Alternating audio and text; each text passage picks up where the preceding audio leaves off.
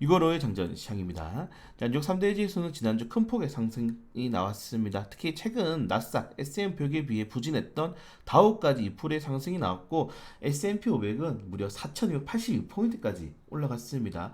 마의 4,200포인트를 돌파하고 그냥 주가가 꾸준하게 우상향이 되고 있어요. 물론 계속된 대형주의 랠리가 이어지고 있습니다. 전체적인 상승폭을 주간으로 보시면 알겠지만은 아마존, 테슬라, 와 테슬라 무려 15% 올랐어요. 그리고 엔비디아, 브로드컴, 퀄컴도 많이 올랐고 인텔도 굉장히 많이 올랐죠.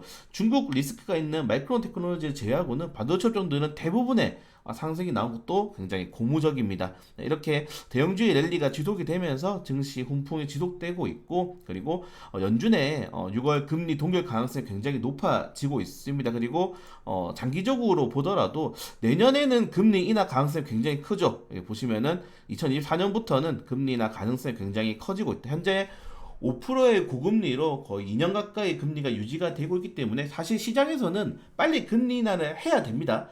금리 동결이 장기화되는 것도 부담스러워요. 네, 지금 중소형주 상업용 부동산은 안 나가는데 임대는 안 나가는데 계속 이자는 고금리로 내고 있고 특히 기술주 같은 경우가 AI 생성용 인공지능이라든가 그리고 이런 경제 연착륙 가능성에 상승하고 있지만은 결국에는 기술주들이 은행의 금리에 좀 민감하게 작용을 한단 말입니다. 그래서 5%의 금리는 높다. 그래서 금리가 좀 장기적으로 하향이 되어야지 추가적인 투자 심리가 살아날 가능성이 매우 크다는 점. 지금의 시장은 빅테크 업종들이 끄고 가고 있잖아요. 빅테크 업종들을 누가 주로 매수합니까?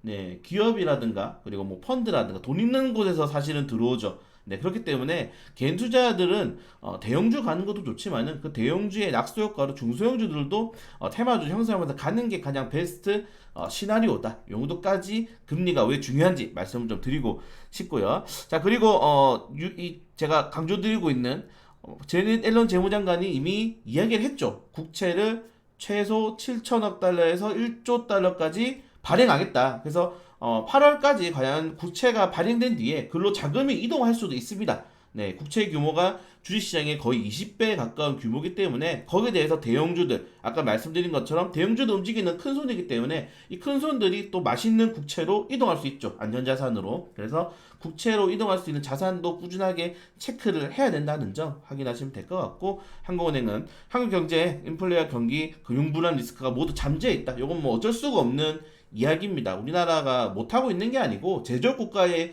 현실이라고 좀 보시는 게 맞는 것 같아요. 그래서 전 세계적으로 빠르게 경기가 회복된다면은 제조업 국가는 거기에서 이제 두 배, 세 배로 또 성장할 수 있는 거고 경기가 둔화되면은 지금처럼 두 배, 세 배 원래 좀 타격을 받는 겁니다. 어쩔 수가 없고 빨리 우리나라도 3차 산업 좀 진출해야죠. 구글, 넷플릭스, 아마존 이런 것처럼 서비스업 산업들을 조금 확대를 해야 되는데 네이버, 카카오가 과연 그렇게 할 수 있을까요? 네. 자, 그리고 오늘 주요 내용은 아니지만 좀 재밌는 게 있어요. 최근에 4월 달부터 있어진 이 SE 증권발 이슈로 인해서 반대 매물도 엄청나게 많이 나오고 투자 심리들이 중소형주에 대한 좀 심리가 많이 꺾였습니다. 워낙 사고를 많이 치니까 그리고 최근에 증권 그 기업들의 대기업들의 몰로 해저드 그런 것도 굉장히 크죠. 하이브를 포함해서 자 근데 조선비즈가 좀 빡쳤나 봐요. 이 연선호 기자님이 자 매도 창구 이 증권사 뜨면 폭포 쏟아진다. 자 코스닥 중소형주 주의보가 이 메인 제도입니다 이게. 그리고 실제로 그 증권사를 깠어요. 이베스트 투자증권이 너희 이베스트 투자증권 창구에서 매도 폭풍만 나오면은 주가가 급나간다. 특히 시총 1,000억 원 안팎의 소형주에서 주로 포착이 되고 있더라라고 지금 본인들이 지속적으로 감시한 것들을 내용을 올렸습니다. 자, 그래서 최근에 아레나 테크놀로지라던가 그리고 여기 보시는 것처럼 작은 종목들이 굉장히 많다. 지금 핀텔, TFE, 동호화성, 네스치베 같은 상황이 반복되고 있다. 그래서 이 패턴이 전형적이다. 1,000억 이만의 안팎으로 작은 종목을 선별해서 오전에 10,000주에서 20,000주 정도 매수하다가 50,000주 정도 매수 규모 늘리면서 이제 상위 창구에 올립니다. 이름을. 그리고 그 이후에 주가가 오르면은 10만원, 15만원 정도의 막대한 매도 물량 한번에 쏟아지고 주가는 급등의 수준으로 돌아온다. 근데 사실 저격을 당하겠지만은 원래 이렇게 주식하는 게 맞잖아요. 제 개인적인 생각입니다. 원래 이렇게 주식하는 게 맞아요. 네. 세력들은 누구 좋은 일 시켜라고 계속 주가를 부양합니까? 원래 저점 구간에서 잘 매집했다가 뉴스 하나 두 개 올리고 고점 구간에서 물량 넘기는 게 원래 패턴이죠. 근데 이런 것들이 이제 증권사까지 깔 정도로 이게 조선비즈가 왜 이렇게 빡쳤는지는 잘 모르겠는데 아무튼 한국 매너티, 핀테, TFT 이런 종목들이 이런 패턴들이 비슷했다라고 생각을 하고 있는데 자 보시면은 이 피레침들 보이죠? 네, 동화성, 넥스트칩, 핀테 요 피레침들이 나왔을 때가 전부 이베스트의 그런 매도 창구가 나왔다는 겁니다. 네, 이렇게. 사실 뭐 이런 것들은 유명하죠. 여러분들 알고 있는 거 있지 않습니까? 뭐 메르치 들어왔다. 메릴린치에서 들어오면은 야 이거 단타 들어왔나 보다 하고 이제 도망치잖아요. 사실은 그런 것들을 본다면은 원래 이런 거다. 그리고 뭐 사실 대형주 같은 경우도 뭐 원래는 이제 뭐 모건스탠리라든가 JP모건 같은 경우에는 매도 리포트 내고 매도 창구로 드는 거 굉장히 유명하죠. 공매도 치면서 드는 것도 굉장히 유명하고 원래 그런 게 있습니다. 근데 그래서 결론은 뭐냐면은 이베스트에서는 우리 지금 투자자들에게 제공하는 오픈 API 소스를 이용해서 자동적으로 이제 매매를 하기 때문에 이렇게 매매 창구가 나오는 거지 우리는 잘 모른다라고 이야기하는 겁니다. 어떤 거랬는지 알 수 없다.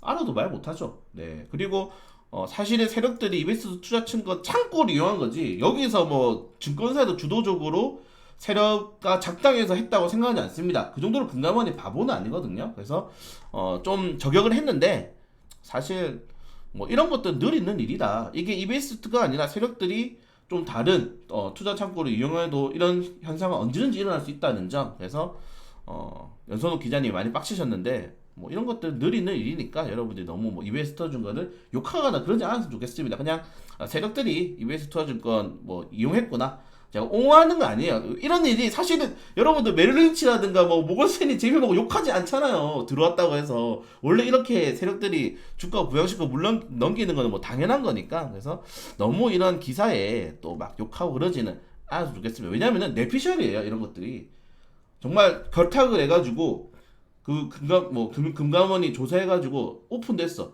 이베스터 중간이랑 세력단 결탁해서 뭐 그렇게 했더라. 그게 아니잖아요. 내피셜이기 때문에 항상 조심해야 된다. 요새 사실 내피셜이 굉장히 많습니다. 뭐 공매도도 내피셜 많죠.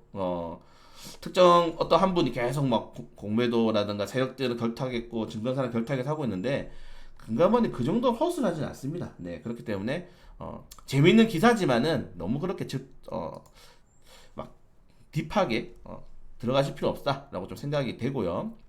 그래서 이 정도 내용이 있다는 점 좀 보시면 될 것 같아요. 뭐 큰 이슈는 사실은 연휴까지 나오지 않았고 뭐 중국 전기차가 대규모 적자에 줄도전한다 뭐 이렇게 이야기가 나오고 있는데 사실 이렇게 얘기하기에는 중국의 중소형 전기차 시장이 진짜 큽니다. 우리나라 사실 비교할 데가 없어요. 그래서 대규모 적자 줄도산에도 사실은 뭐 비아디라든가 사실 이 대형 기업들은 잘 나갑니다. 네, 그렇기 때문에 이런 것들도 뭐 뉴스가 나오면은 국내 시장에서는 이득이겠지만은 그렇게 이 뉴스 하나 가지고 우리나라 이차지금은 시장 점유율을 높이겠구나 이렇게 생각하지 말으셔야 된다. 네, 항상 양면을 보셔야 됩니다. 이 뉴스에서는 네, 요 정도 내용들 있다는 점 좀 확인하시면 될 것 같고 네. 그리고 이제 뭐 메타가 애플보다 먼저 VR, MR 헤드셋을 공개했다. PS3를 공개했는데 사실 여러분들 성능이 중요한가요? 애플 사과 마크가 중요한 겁니다. 사과 마크가 중요하기 때문에 뭐 여러분들 메타 사겠어요? 메타보다 애플이 한 가격 12% 20% 산다고 메타 거 안 사잖아요. 애플 거 사지.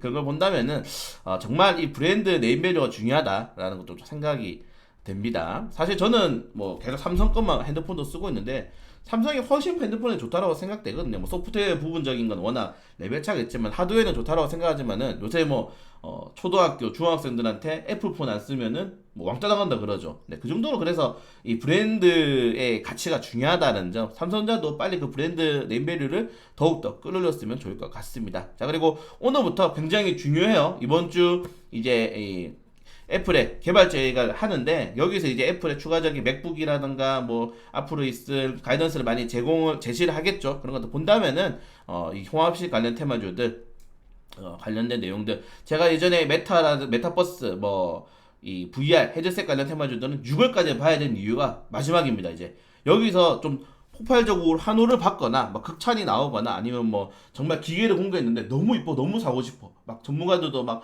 애플 이것 때문에 주가 더 오를 거다 극찬해 그러면은 관련 테마주들이 장기적인 레이스를 갈 수 있겠죠. 근데 공개했는데 약간 좀 실망스러워. 뭐 그렇게 돼버리면은 좀 부담스러워. 왜냐면은 이 신제품이 거의 애플이 몇 년 만에 나오는 거예요, 여러분들. 이 신제품이라는 게 사실 애플 넘버링 가지고 계속적으로 이제 그냥 넘버링 장사를 하다가 정말 신제품이란 게 정말 처음 나오는 겁니다. 그래서 잘 돼야 된다. 이게 잘 돼야죠. 새로운 시장을 형성한다는 점 좀 생각하시면 될 것 같아요. 그래서 과연 스티브 잡스 이후에 애플이 새로운 변화를 할 수 있을 것인지가 굉장히 중요한 행사다라는 점 보시면 될 것 같고 그리고 개별적인 이슈들 좀 체크를 하나씩 해주시면 좋을 것 같습니다. 이렇게 오늘은 좀 악재 뉴스가 많이 떴더라고요. 네. 개별적인 뉴스들 하이브 안 되죠 이러면은 네. 이슈들 좀 체크를 하시면 될 것 같다. 자, 그래서 뭐 내일 이제 연휴가 있죠. 그래서 오늘 뭐 시장이 특별하게 막 뭐 포인트가 나올 것 같지는 않아요. 물론 지난주에 2600포인트를 돌파하면서 진짜 거의 1년 만에 2600포인트를 재돌파를 했는데 국내 시장이 사실은 재무제표, 실적과 그리고 내부적인 이런 사실 삼성전자, SK하이닉스의 본인들의 가이던스를 제외하고 글로벌적인 이런 반도체에 훈풍을 해서 올랐잖아요. 저는 이런 것들이 예전에 메타버스랑 비슷하게 봅니다. 실제로 실적이 연동이 되지 않은 종목들이 많이 올라갔단 말이에요. 저는 그래도 충분히 약간은 과열됐다라고 생각하고 있기 때문에 좀 중소형 접종들 같은 경우에는 이매도를 좀 하는 게 맞는 것 같고 그리고 삼성전자, SK하이닉스 같은 경우에는 고점 대비해서 5% 이상 하락이 안 나오면은 조금 더 버티시고 5% 이상 조정 나오면은 한번 꺾일 수 있다라고 좀 보시면 될 것 같습니다. 그래서 반도체 업종들이 풍풍이 계속될 가능성도 크고 그리고 저는 반도체 업종들도 좋지만은 자동차 업종들도 굉장히 좋게 봅니다. 그래서 반도체와 자동차 업종들이 번갈아가면서 상승하는 시장이 솔직히 베스트거든요. 그래서 자동차 업종들 또 관심도 가져주시고 그리고 반도체 업종들 같은 경우에는 지금 좀 과열이 됐기 때문에 그런 것도 좀 체크를 하면서 공격적인 투자보다는 바닥에 있는 종목 사는 것도 괜찮고 아니면은 오늘 또다시 뭐 엔비디아 관련 테마주가 급등해 그러면은 반도체 종목들이 조금 더 강세가 나올 수 있겠구나 그렇게 생각만 좀 하시면 될 것 같아요. 네, 연휴고 그리고 다음 주에 FMC가 있습니다. 뭐 그렇기 때문에 조금 조심스럽게 행동을 하면서 제가 늘 말씀드리는 것처럼 FMC 이후에 비중을 막 공격적으로 할 거니까 그 위에 일주일만 참아 일주일 아닙니다 여러분들 5거래일만 참아주세요. 5거래일만 좀 참고 공격적으로 한번 해볼 수 있도록 하겠습니다.